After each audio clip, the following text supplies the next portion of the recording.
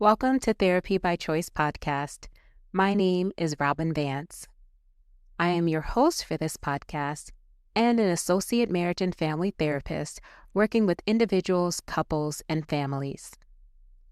My therapeutic services are offered through Therapy by Choice, which is a private practice with offices located in San Jose and Palo Alto, California. On this podcast, we offer educational information on a variety of mental health topics. We speak to specialists in the field, and we answer your questions. We focus on helping you navigate life's challenges and offer easy-to-follow practical advice and opinions.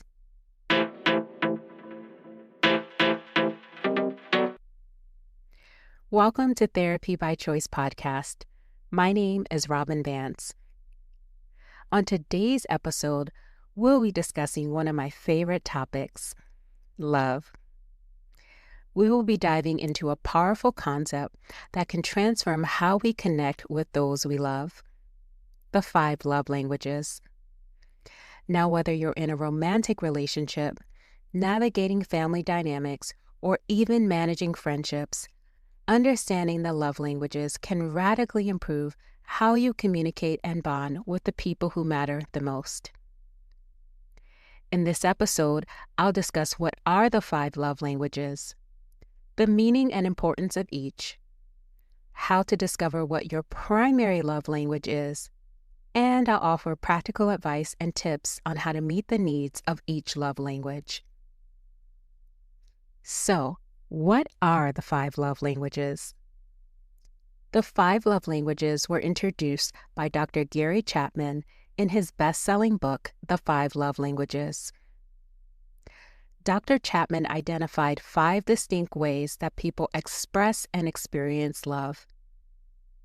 These 5 ways are words of affirmation, acts of service, receiving gifts, quality time, physical touch.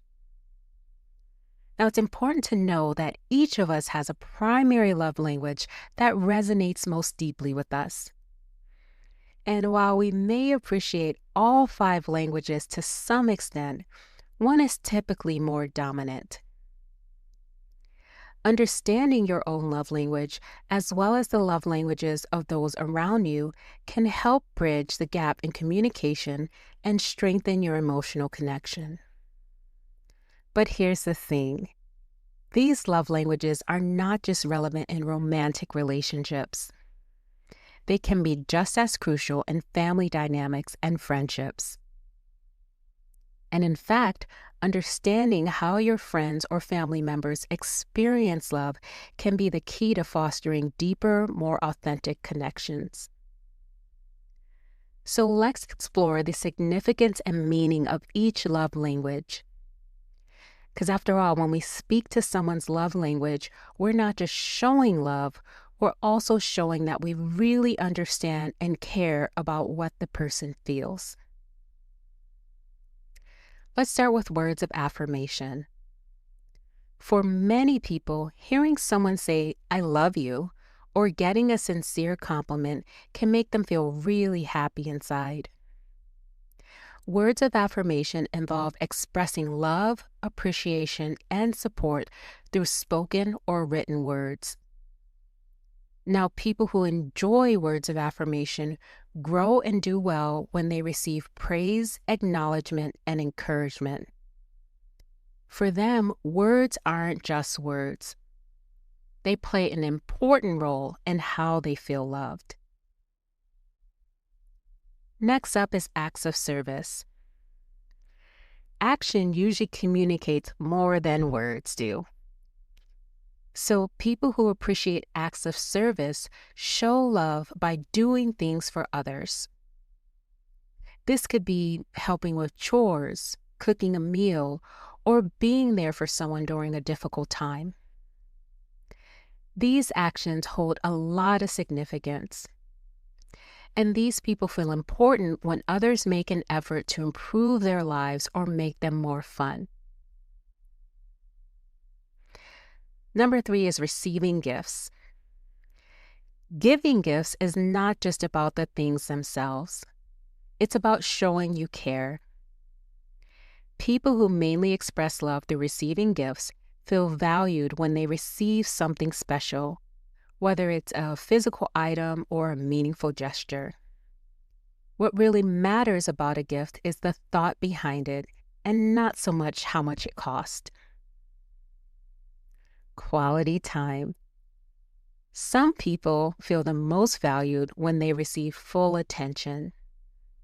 Spending quality time means more than just being in the same place. It's about really connecting and interacting with each other. This involves paying attention when others talk, joining in important discussions, and sharing your own experiences. It's about demonstrating that you appreciate the other person's company and the time they spend with you. Lastly, physical touch. Now, touch can express a lot. People who express love through physical touch feel love when they receive hugs, hold hands, or a gentle touch on the shoulders. This kind of affection shows them love and makes them feel safe. Now, physical touch doesn't just refer to sexual intimacy. Instead, it means being physically close and feeling comfortable with someone. Next up is how to find your primary love language. Now, in my practice in couples therapy, discovering your love language is an important part of the therapy process. And oftentimes, when I do give this homework assignment as a task, I get back, I like all 5. But you may be wondering, how do I figure out what my primary love language is? And there are a few ways that you can uncover it. You certainly can look online and take a quiz. In fact, Dr. Gary Chapman does provide a complimentary quiz on his website, and it's designed to assist you in identifying your primary love language. I like it because it's a straightforward and uncomplicated method to gain insight into which language resonates with you the most. Another helpful tip for figuring out what your primary love language is to reflect on your past relationships. Now, when you consider your previous relationships, whether those be romantic, familial, or platonic, you may want to think about in what ways did you feel most cherished and most valued? And how did you typically convey your love? And these reflections may offer you some valuable hints. You can also observe your reactions. You can do this by being mindful of your responses when someone shows love towards you. Do you feel the most joy when you receive words of affirmation? Or perhaps when someone assists you with a task? Do you feel a deeper connection when you share uninterrupted time with someone? These emotional responses can provide guidance in discovering your primary love language. Now, you may be asking, how do I meet each love language? And how do I do this in my relationship? How do I do this for my family members? And how do I do this for my friends?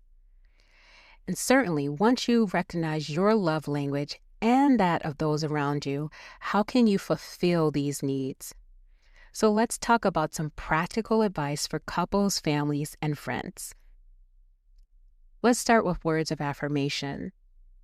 In a relationship, this looks like providing sincere, specific compliments on a regular basis. For example, rather than simply saying, I love you, you might say, I love how you always make me feel secure, or you're a fantastic partner and I value everything you do. For families, it's important not to overlook the impact of positive reinforcement, as this is especially important for parents. Make it a point to commend your child for their efforts and not just their achievements. And in friendships, words of affirmation could be a heartfelt note or a brief message that shows your friend you're thinking of them, and that can truly make a difference. Let's talk about acts of service. For a couple, acts of service can look like taking on a chore that your partner dislikes, such as washing the dishes or running an errand. And this demonstrates love through action. For families, this can mean doing something extra for your child or for your parent to brighten their day. Specifically for children, doing things like helping with chores without being prompted can convey a lot. And acts of service in friends can look like you assisting with something they're having difficulty with, even if it's just offering a ride or lending a hand when they need it the most. Next up is receiving gifts. For couples, you can surprise your partner with a small yet meaningful gift, something that indicates you've been attentive to their interests or needs. Now, in families, gifts don't have to be costly. You can think about creating something special by hand or picking up something that resonates with the person's hobbies or passions. And for friends, even a small gesture, like a thoughtful book or a significant trinket, can make your friend feel valued. Quality time. For couples, dedicate time to be together without interruptions. This could be a weekly date night or simply a quiet evening at home. For families, organize family outings or dinners where everyone can be fully engaged and present with one another. And for friends, arrange catch-ups where you prioritize quality time, not just casual conversation. It can be something like a coffee date or just a walk in the park. Physical touch. For couples, physical intimacy is not solely defined by sex. Simple acts like holding hands, hugging, or cuddling while enjoying a movie are all effective ways to express affection. In families, receiving hugs or physical comfort during challenging moments can provide immense reassurance. And remember, even minor gestures, such as a soft pat on the back, can help a child or parent feel cherished. For friends, a heartfelt hug or a comforting touch on the arm can communicate support and understanding when words fall short. In summary, grasping the 5 love languages can change how we relate to others. And remember, it's not solely focused on romantic partnerships.